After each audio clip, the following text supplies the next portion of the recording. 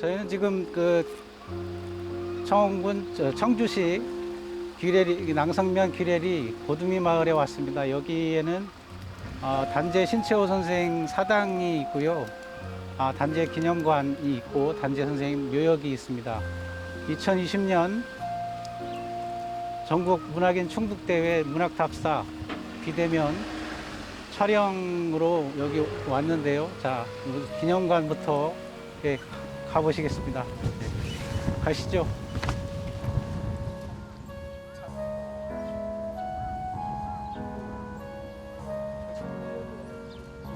이게 천고라는 게 1921년 베이징에서 단재 선생이 이제 중국 사람하고 같이 일본하고 싸우자 이래가지고 중국어로다가 만들었던 잡지잖아요. 근데 다음 달 이제 2021년 1월 1일이면 이게 100주년이야. 천고 창간. 이제 우리가 지금 그 복간호를 준비 중에 있는데 거기에 메인 타이틀로 단재 선생이 직접 쓰신 시예요. 그래서 여기 이제 있는 것처럼 하늘에 북을 울리는 거를 그러니까 하늘이 준 소명, 사명, 우리가 제국주의에 싸워서 독립을 해야 한다는 게 하늘이 준 소명이라는 것이지. 그래서 단재한테는 하늘북을 울린다는 것이 자기가 하늘에서 나에게 내린 숙명처럼 우리는 싸워야 한다. 그래서 하늘북을 울려가지고 여기 끝에 가면은 이제 섬나라 오랑캐들의 피를 싹 긁어다가 내 하늘북에다가 피칠을 한다라고 되어 있는데 이게 이제 제사 지낼 한자거든요. 피를 옛날에 동물 피 발라가지고 제사 지내는 거 마냥. 그래서 이제 그 독립에 대한 의지를 표출을 하신 건데 이제 여기를 이제 뭐 나는 아내 하늘북 치는 사람을 이렇게 이제 해석을 했단 말이에요. 근데 우리가 시가 이게 1인칭으로 가는 시거든요. 내가 일본 오랑캐들의 피를 다 긁어다가 그러니까 마지막 한 놈까지 없애겠다는 말이죠. 그래가지고 내 하늘북에다 갖다 피칠을 하겠다 이런 건데 그래서 여기를 이렇게 2인칭으로 번역을 해서는 곤란하다 싶은 거죠. 그래서 이거 우리 이제 한문에서 얘기하는 것처럼 본인을 얘기하는 대명사로 봐가지고 이 자자는 하늘북일 거다. 그래서 나는 하늘북 치는 법을 안다. 이렇게 해석을 해야 끝까지 시종일관 이 시가 맞는다. 이렇게 이제 해서 저는 그렇게 번역을 하는데 아직은 논쟁 중이에요. 근데 이게 한시의 양식 중에 한시 같은 경우에는 5원이거나 7원. 단재는 이제 그런 거 이때는 이미 그런 것들이 많이 파괴되고 심지어는 대한매일신보나 이렇게 신문에 선생님이 쓰시는 논설이나 사설도 여기 박정희 교수님 같은 분은 그걸 딱딱딱 잘라내면 다 시가 되고 그래서 그걸 다 시가 형태로다가 바뀌는데 이제 이분 설명에 의하자면 논설도 시가 형태를 풀어가지고 썼다 이렇게 이제 새로운 단재 특유의 어떤 새로운 작법이다 이렇게 이제 설명을 하고. 보통 뭐 5원 쓰고 7원 쓰는데 조선시대에도 6원 시를 쓴 사람들이 있더라고요, 더러. 그럼 사원시도 있고 뭐 고시 형태는 다 있으니까 그런 거지. 들어가 봅시다.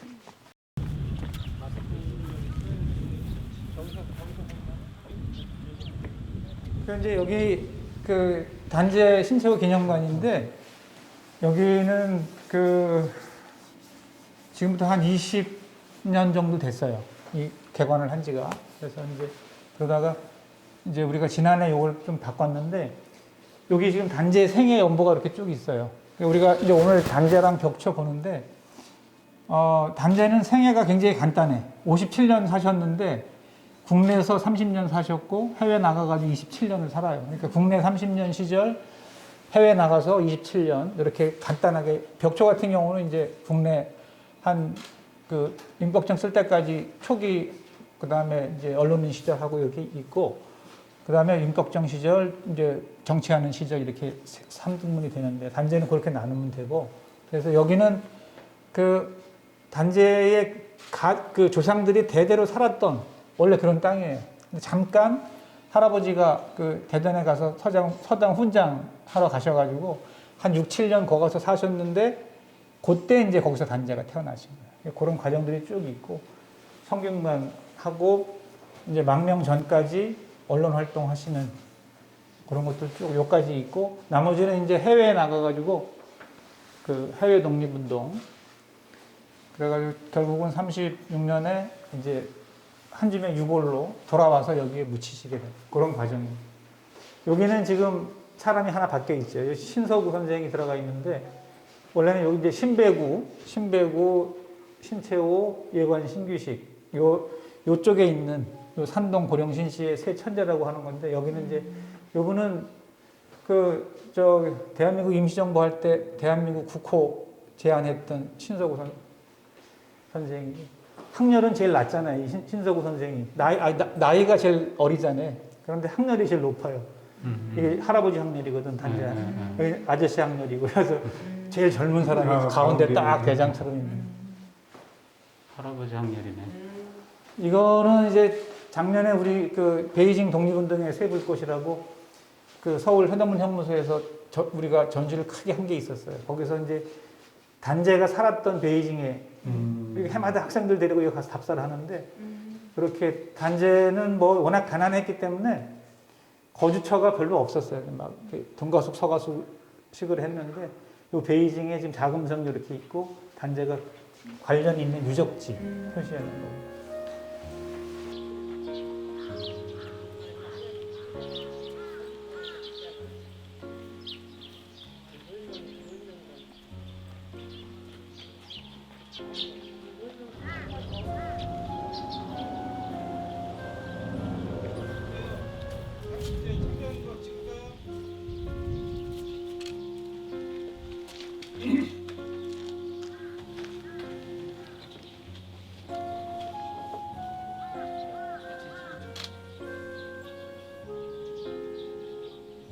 한나라 생각 신채호 나는 네 사랑 너는 내 사랑 두 사랑 사이 칼로서 베면 고우나 고운 핏덩어리가 줄줄줄 흘러 내려오리니 한 주먹 덥석 그 피를 쥐어 한나라 땅에 고루 뿌리자 떨어지는 곳마다 꽃이 피어서 봄맞이하리. 네.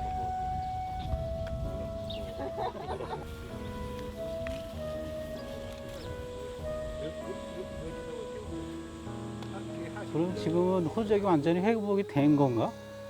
그래서 이제 단재 국적 얘기를 이제 요새 많이 하잖아요. 2009년도에 단재 국적 회복했다고 지금도 뭐 대서특필을 하고 있는데 그 얘기가 좀 길긴 하지만 따져보면 우리는 이제 쓰는 글에 단재 국적은 아직 회복되지 않았다라고 쓰는데 최근에 이제 며칠 전에 그 언론에 단재 그 삼청동 서울 삼청동 가옥을 후손들이 국가가 찾아가지고 반환하거나 보상을 해달라고 이제 소송을 냈는데 패소를 했어요. 네네, 저도 뉴스가 나왔잖아요. 막 지금 시민들이 막 울분해가지고 분노의 전화를 엄청나게 받았는데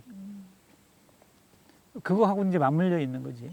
그러니까 이제 이게 단재는 1910년 망명을 떠날 때 아무도 없었어요, 가족이. 1907년에 이제 아버지 역할 하자 스승 역할이고 할아버지였던 신성우라고 하는 조부가 돌아가시고 나서 여기에 이제 조강지처 아내하고 형, 딸, 조카, 딸, 향란하고 둘이 여자만 있으니까 서울 집을 사가지고 이제 대한민국 시절에 지금 삼청동 그 이통사호 집을 사가지고 이제 거기서 살았던 거지. 그러다가 이제 아기 아들 사건 나면서 부인하고는 이혼하고 조카는 이제 진남포 임치정한테 의탁하고 당신 혼자 떠났던 거죠. 그러니까 삼청동 집이나 여기 땅이나 그냥 이제 죄인 없는 땅이 돼버린 거예요. 근데 일제가 대정 원년 1911년 민사령 내려가지고 이제 우리가 호적이라고 얘기하는 걸 처음 만들잖아요. 사람 다 인구 조사해가지고 토지 조사해가지고 토지대장 만들고. 근데 이제 당신이 해외 나가 있고 뭐 민사령 호적은 당연히 안 만드는 거고 토지는 지들이 조사한 거잖아요. 근데 이제 그걸 떼보면 지금 여기 같은 경우는 규례리 299번지 대지 305번지 전은 1911년 11월 토지조사해서 결정함하고 신채호 써놓고 지금까지 아무도 손 안 댄 채로 그대로 있어요. 근데 그 사이에 세금도 안 걷고 그 신채호 이름 옆에 주소 불명 이렇게 정확하게 써 있더라고. 관리가 안 돼 있는 거지. 그런데 이제 또 한 3일 차인데 서울 삼청동 집은 국으로 돼 있어. 국. 나라로. 나라 국자로. 근데 이걸 팔았냐 안 팔았냐의 문제인데 단자 선생이 4월 9일 날 뭐 안창호, 김지근 등등 해가지고 고깃배를 하나 빌려가지고 망명을 이미 하신다고. 행주나루, 그 행주산성 밑에서 배를 타고 나가는데 이 충청도 시골 촌놈이 아니야, 단자 선생.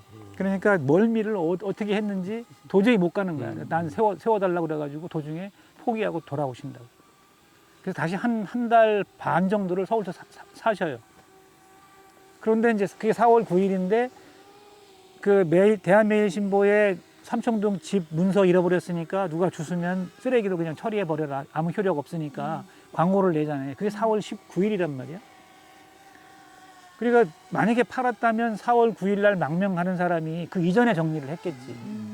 그러니까 4월 19일 날 첫 번째 망명하고 열흘 뒤에 광고를 냈다는 건 그 사이에 잃어버렸다는 뜻이거든. 매매했다는 게 아니에요. 근데 어쨌든 간에 이제 추측컨대 여기는 그래도 시골이니까 토지 조사를 할 때 여기하고 여기는 신채호 땅이야 라고 동네 사람들이 얘기를 해주니까 신채호라고 쓴 거지. 근데 서울 집 같은 경우는 누가 증언을 안 했거나 했다 하더라도 망명 떠나가지고 그때가 한 1년 6개월 지난 다음이니까 그냥 국이라고 썼거나. 그래서 그거를 국가가 이거 일제한테 뺏긴 건데 독립운동 망명 떠나가서 했던 게 이제 반환 소송. 이제 그거는 어쨌든 나라가 국가가 그거 신채호가 땅 뺏길 거 예상하지 못했고 국가가 그 땅을 찾아가지고 돌려줘야 할 의무는 지금 보험법에 없다. 이래가지고 패소를 해버린 건데.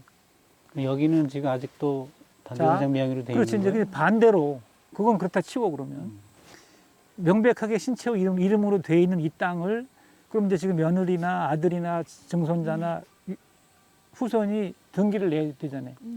근데 등기를 내면 지금도 그렇지만 등기 이전 조건이 뭐 서류가 많잖아요. 뭐 호적 등본 아니면 제적 등본, 등기부 등본, 주민등록 등본, 인감증 그걸 가져와야 돼. 신채호 거를. 그런데 호적을 만든 적이 없는 사람이 무슨 수로 신채호 등본을 어떻게 만들어? 공무원들도 답답한 거지. 현행법이 그러니까. 근데 이거는 이 문제만이 아니라 저 박자희 선생이 이제 21년에 아들을 낳잖아요.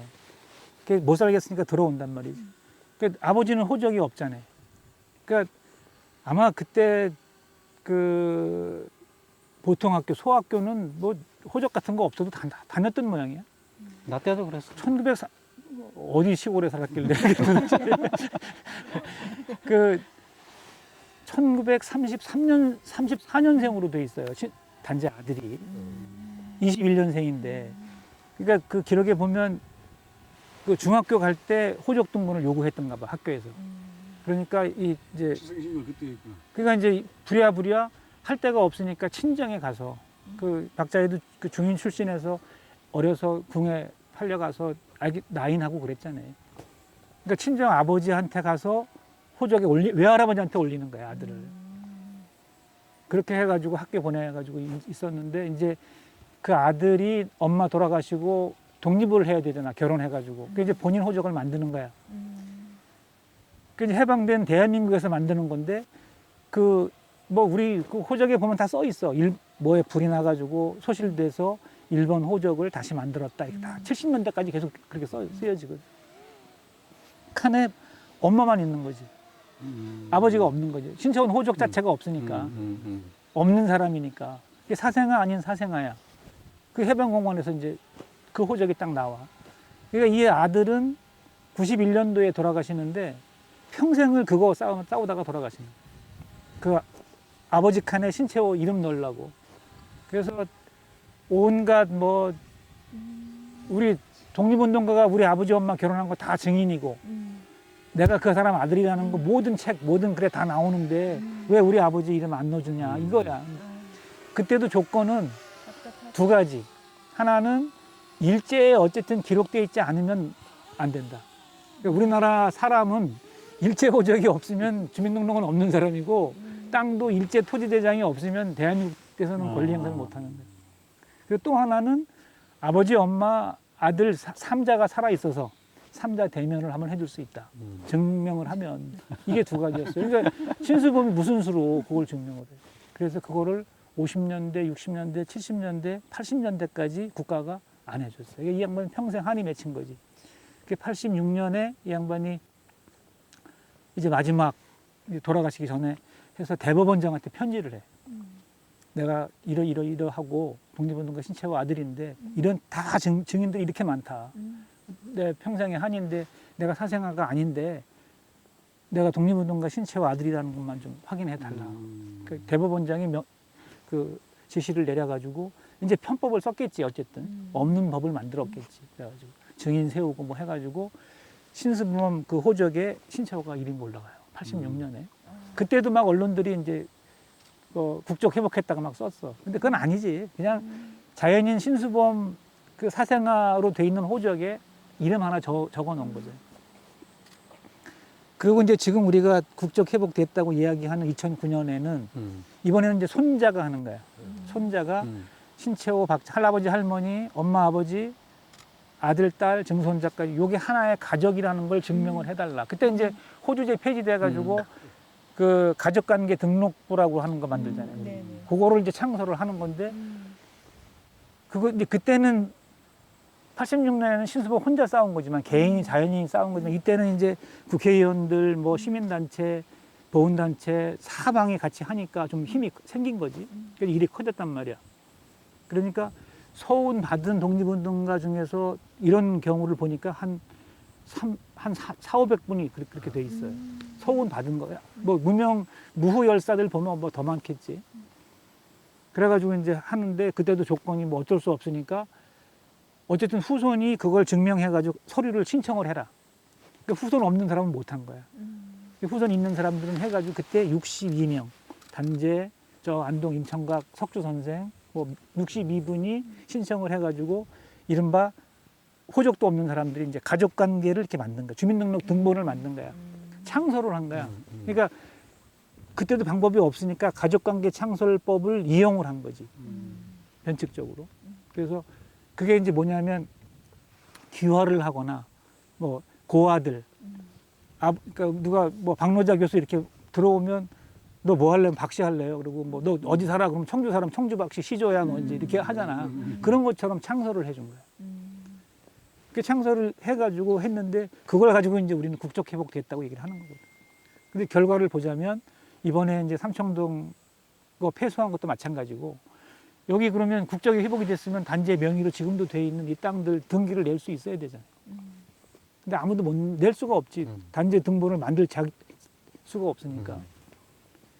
그렇게 그런 거를 보면 이건 국적 회복이 아니잖아요. 그러니까 우리는 지금 대한민국은 뭐 국적 회복했다고 막 큰 소리 치고 이렇게 떠들고 있지만 실제로 어떤 권리도 행사를 하지 못하고 있는 없는 사람인 거죠. 가족 86년에는 아들이 이제 2009년에는 그 나머지 후손들이 가족 관계가 맞다라고 하는 걸 증명 겨우 해준 거지. 그것이 대한민국의 국민으로서 혹은 뭐 그 독립운동가로서 그 받아야 할 예우나 물론 예우는 지금 보호법이 받고 있지만 권리 주장이나 이 시민 국민으로서의 권리는 아무것도 없는 그런 상황. 만들 수가 없겠지. 그 답은 그거 등본 떼우세요 하는 공무원한테 욕할 것도 아니고 국가도 아니고 어쨌든 86년에도 없는 방법에서 찾아왔던 것처럼 이건 없는 방법에서 찾아와야 돼. 시민들이 뭐 시민이 하든 국가가 하든 지금 있는 실정법으로는 안 되니까. 근데 이런 부분들이 일제청산이라고 하는 것 중에 제일 중요한 부분이 사실 이 부분. 그러니까.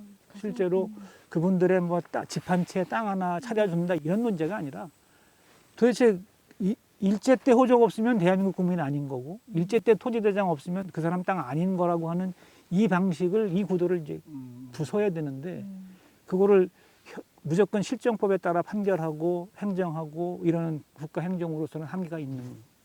그래서 어쨌든 이 집안의 독립운동 하면 3대가 망한다는 말에 뭐 여지없이 갑하는 부정적인 사례를.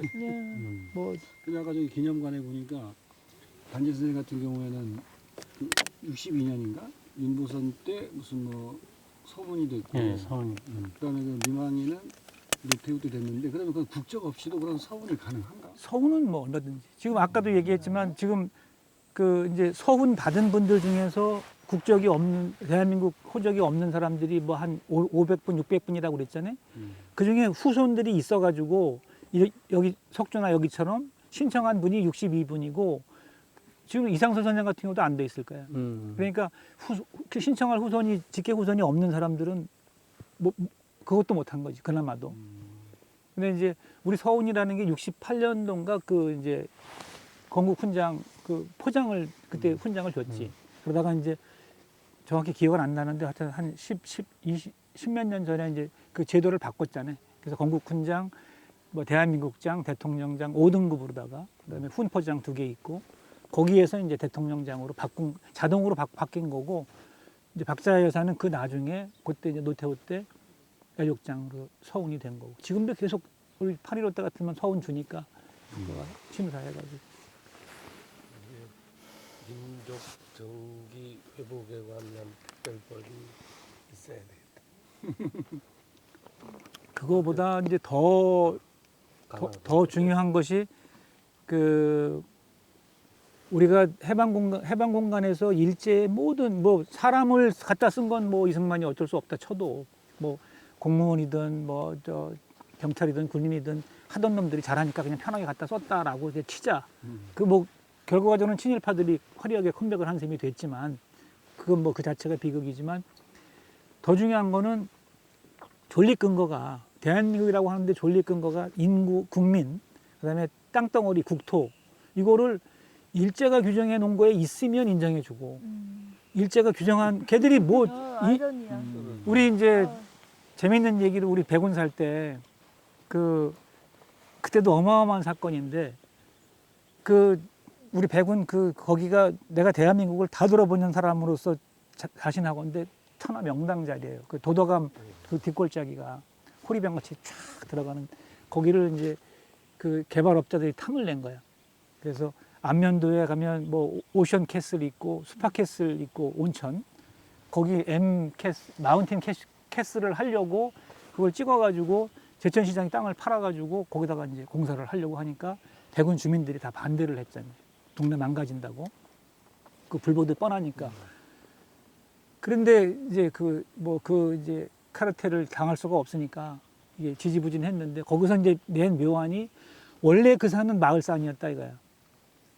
소유주가 마을 주민들이 공동 관리하고 공동 생산, 공동 분배하는 마을 공동 관리 산인데 그걸 일제가 토지 조사를 하면서 이거 누구 거야? 사람 이름 쓰고 이거 누구 거야? 그러면 마을 공동 거요. 그러면 국 이렇게 만들어 놓은 거야, 걔들이. 그렇게 해가지고 그것이 해방 공간에서 그대로 인수인가가 돼가지고 시 땅은 시유림, 군유림, 공유림, 국유림 이렇게 했단 말이지. 그러니까 이 산은 원래 마을산이니까 제천시 니네가 팔아먹을 수 있는 게 아니야. 돌려줘. 이거 마을산 찾기 소송을 낸 거야. 이른바. 그래서 뭐 한승원 변호사, 김영태 대한민국의 쟁쟁한 변호사 5명이 내려와가지고 그 제천 지원 아주 지원의 지원인데 아주 예쁘장한 젊은 판사가 하는 얼마나 다이나믹했겠어 재판이. 근데 뭐 결과는 뭐 말할 수 없겠지. 만약에 그게 인정을 해주면 대한민국에 있는 모든 마을산 다 난리가 나겠지. 공유림들 다 내놔 하고 이제 하겠지만 그 가능성 있는 얘기는 아닐 텐데 어쨌든 이거에 대한 근거가 그 일제의 호적이 없으면 국민 행사를 못하는 거, 표리대장이 없으면 이렇게 되는 거 이런 부분들을 대한민국이 일제 걸 그대로 승계하는 그 원칙을 이제 그런 거 참고만 할 수 있잖아요. 시간이 오래 지났고 그리고 얼마든지 그래서 그런 것들을 초월하는 그 일제 문제를 해결하는 법률 같은 것들을 만들어야 한다는 거죠. 중요한 얘기입니다. 정말 중요해요. 그런데 그게 단제가 그 민중 집적 독립운동 박력을 내 가지고 그게 100년의 역사에서 이만큼 민주주의가 온 거잖아요. 작년에 행사를 했던 것들이. 그러니까 이제 새로운 100년 민주주의 시작인데 제 1번으로 시민들이 해야 할 일들이 바로 그거라는 거죠. 그리고 그 사생아 아버지 칸에다가 이름 넣어주고 나머지 가족하고 가족관계 등록부 해주고서 국적 회복됐다고 하는 거는 석주나 단재나 이 정도 메이저급 독립운동가들 막말로 하자면 기만하는 거예요. 절대 그걸 국적 회복이라고 자신 있게 얘기할 수가 없어요. 그러네요. 아니 단재 스님도 그런 그 절차가 그렇게 어려운데 정말 이름 없이 뒤에서 독립운동을